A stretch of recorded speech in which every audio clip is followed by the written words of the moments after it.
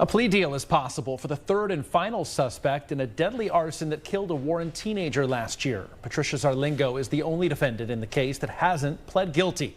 Caitlin McCarthy was in court and has our update. Patricia Zarlingo is one of 3 defendants that are associated with a fatal arson that happened back in January of 2023. And today there was a hearing right here, and this hearing was to decide whether or not Patricia Zarlingo is a principal offender in this case.